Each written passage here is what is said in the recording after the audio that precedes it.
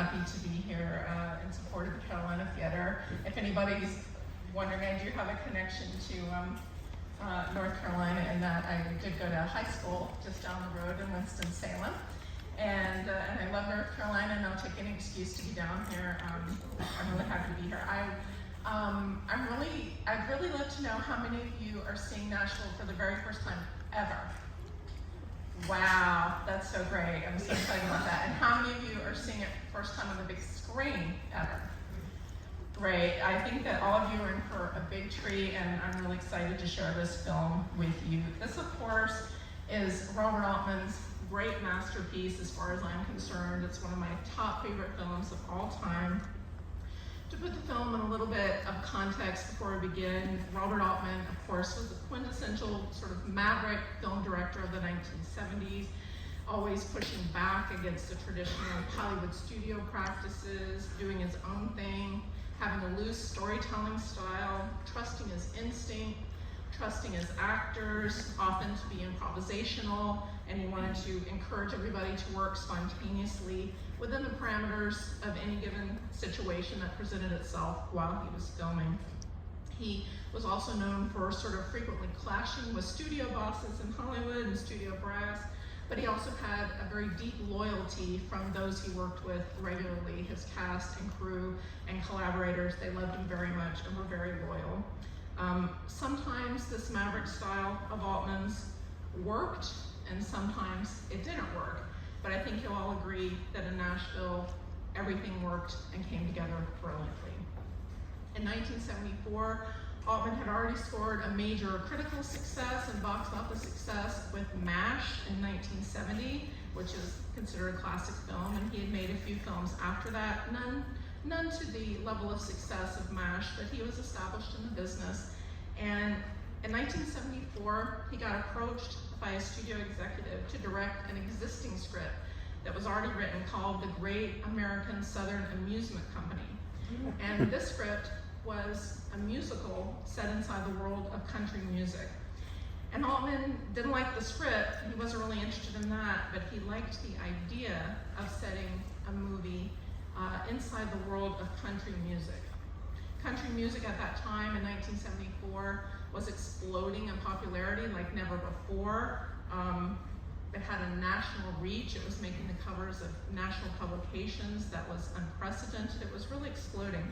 And all of the major country stars at the time were just crossing over and making a big splash and had attention like never before. People like Dolly Parton, Loretta Lynn, Conway Twitty, Lynn Anderson, Charlie Pride, Tammy Wynette, George Jones, etc. But at the same time, country music was going through a really interesting identity crisis of sorts. Some Nashville country music insiders sort of resented this infiltration they were seeing of Hollywood executives and New York business executives into the world of country music, into the business end of it. And they were also leery of a string of sort of controversial outsiders that had been coming into Nashville, both on the business end as well as some outsiders starting to get country hits on the charts, people that they sort of resented for being outsiders, people like Anne Murray, who was Canadian, people like Olivia Newton-John, who got her start in country music. She was Australian, of course. John Denver, who was from out west, and he was more on the folk spectrum. And if you want to see, just as an aside, if you want to see a really interesting example of that, there's a clip you can watch of the, I think it was the Academy Country Music Awards in like 1974, where John Denver won Entertainer of the Year for Country Music Entertainer of the Year, and Charlie Rich was the presenter of that, and he actually set fire to, on the air, he set fire to the announcement in the envelope, like with a cigarette lighter. It was unbelievable. So you can see hard examples of that. It's amazing. Look that up on YouTube later. Anyway, so there was this debate going on in Nashville about what really constituted authentic country music. But at the same time, to help put this movie in context, on a national level, it was really a time of great dis-ease, uncertainty, disillusionment, and there was a certain cynicism about, throughout the US, about the rippling effects of things going on in history and culture that were still really permeating the American consciousness. Things like Vietnam, Watergate was very fresh, civil unrest, threats of impending energy crisis, inflation, events like the not so long ago assassinations of John F. Kennedy, Robert Kennedy, Martin Luther King, and even Martin Luther King's mother was gunned down in an Atlanta church in 1974. People don't really remember that, but all of these incredible things were happening that were creating a certain feeling of cynicism at the time. But at the same time still, it was 1974 and everybody was looking forward to the great bicentennial about to happen in 1976.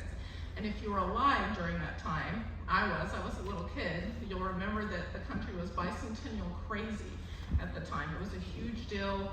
There were also these conflicting feelings of optimism and reflection on America, American history, its culture. And there were tons of celebrations planned, all about celebrating America and its 200 years. And you'll see the song that opens NASHVILLE, sung by Haven Hamilton, played by Henry Gibson, is called 200 Years. And it sort of sets the tone for this, for what the country was going through at that time, looking towards the bicentennial with its chorus of, we must be doing something right in the last 200 years. It's a good reminder to kind of look through the lens of the time that this came out. So Altman's interest in doing an original film set inside the world of country music, with his interest in that, he dispatched his good friend and collaborator, writer Joan Tewksbury. He dispatched her to the city of Nashville in 1974, and he told her to spend a few weeks there just soaking up the scene, going around, taking some notes, getting some ideas to jot down to use in a screenplay for his feature film. And that's exactly what she did. So the screenplay that Joan Tewksbury etched out was really more of a loose blueprint for the film, with Altman preferring to use his usual spontaneous and loose style, encouraging improvisation among the actors. And speaking of actors, Nashville, amazingly, ended up having 24 distinct characters, all thoroughly memorable. And I think you'll agree, having 24 distinct characters and juggling those storylines is amazing, and he does it with such skill. But actors like Keith Carradine, Keenan Wynn, Karen Black, Barbara Harris, Shelley Duvall, Henry Gibson, Jeff Goldblum, Geraldine Chaplin, Lily Tomlin, Ronnie Blakely. Some of these people were members of Altman's usual ensemble that he used often. Some of them were completely new to Altman films, such as Henry Gibson and Lily Tomlin. Those two had worked together, of course, in the hugely popular comedy show Laugh-In. But interestingly, for Lily Tomlin, her role in Nashville as Linnea marked an uncharacteristically very serious role for her. She's wonderful in it. It marked her very first film role ever, so you can appreciate it from that point of view.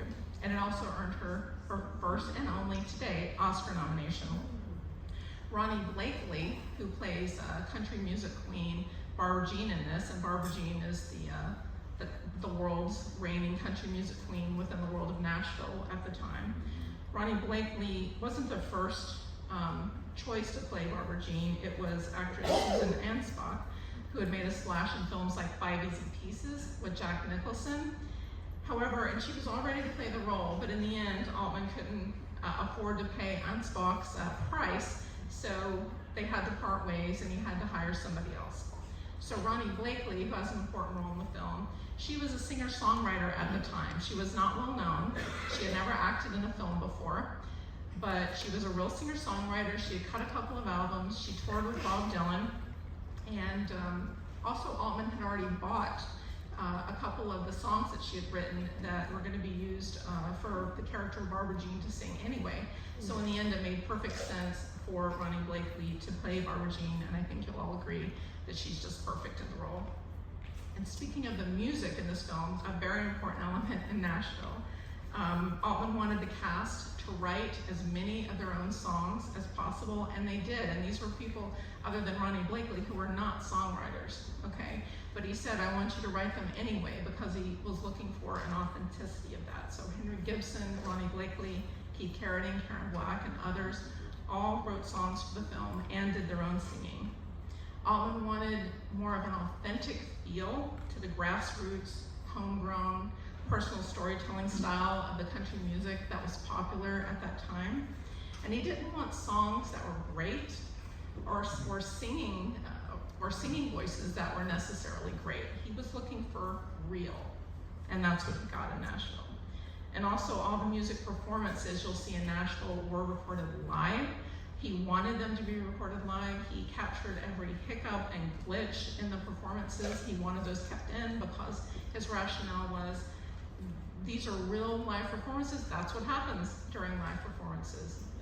And he wanted to keep all of that in, again, for veracity. So Nashville was shot in about 7 weeks on location in the town of Nashville the whole time in the hot summer of 1974, not unlike the summer we're experiencing right now, with all of the actors, minus Karen Black, gathered together in a communal atmosphere of collaboration and creativity in the town. Everyone was mic'd all the time. Altman wanted to capture their mics all the time, and the scenes were so big and busy that none of them knew when the camera was actually going to be on them at any given time. So when there was a big scene going on, Altman would just give the actors the direction to just stay in character at all times and just be doing whatever the characters would be doing. So they were never sure what the camera would actually pick up at any given time during one of the big scenes. So Altman gave them quite a lot of free rein to create their own characters with just some broad strokes of direction to give them guidance. And Altman also used a lot of local Nashville musicians, singers, choirs, background extras, again, to lend authenticity, veracity, and just because it was easier to use the locals and also less expensive, which was definitely a plus for him. And of course, you'll see the Hal Philip Walker campaign band throughout the film. Walker being, of course, the fictional replacement party candidate for president that you'll see throughout the film, and his candidacy provides the link for the intersection of all the 24 different characters and storylines throughout the film. Altman gave somebody the job to just drive the band around. He gave them the shooting schedule and the location, and he said, you know what, I just want you to surprise me. Show up at any given time, just infiltrate the scenes as best you can. That was a loose sort of direction he gave this campaign band for Hal Philip Walker, as well as to the ubiquitous Hal Philip Walker campaign aides and campaign workers that he used throughout. He just said, show up and try to infiltrate whatever scene you can. And you'll see that happening throughout, which is nice. So Nashville opened in June 1975 on the strength of rave critical reviews, especially from particularly influential critic Pauline Kael, who wrote basically a love letter to the film for the New Yorker magazine. But after it opened in New York and LA, there was also a big premiere held in Nashville itself, and a bunch of the cast and crew flew down for that, and a bunch of big country music stars around Nashville were invited to show up for that premiere. But there had been great suspicion all along from the insiders in Nashville about this film being shot called Nashville. They were hearing rumors that the film didn't paint the town in a flattering light, and didn't paint country music or the people in a flattering light. They were also upset that Altman didn't hire professional songwriters to do the music for the film, and they were bothered by that. They felt it was an insult. So some invited country stars at the time didn't even show up. They refused to attend. One of the people who refused to attend was Loretta Lynn, who was one of the key inspirations for the character of Barbara Jean, interestingly. The ones who did attend that premiere in Nashville didn't have good things to say. One of them, for example, was Ronnie Millsap, who was a big country music star at the time. When he was interviewed live about what he thought about the film at the time, this was his quote. He said, "I've seen a lot of movies in my day, and this is one of them." So Nashville the film has been a prickly topic in Nashville for decades, honestly. It's something that has gotten better over time with a little bit of distance from it among Nashville natives. There's a complicated relationship the actual town has with the film. I lived in Nashville myself for a number of years, and it was a really interesting thing to sit down with the Nashville audience, which I did at the 20th anniversary of the film in 1995, and sort of absorb the film from their point of view. It's really interesting, and it's a very different perspective. But Altman himself would say that Nashville, the film, is not really about Nashville, the town. He saw it as a stand-in, like a metaphor for America and its culture at that time. And I think it's important to view through the lens of that moment in history, I think. And that's what makes it so interesting, is to look through the lens of its time. So the film is really both a time capsule and also a really prescient vision of things to come, I think. It's both hilarious, heartbreaking. It's a really, truly original modern masterpiece, in my opinion, and there's so much going on in it. You find something new in it every time.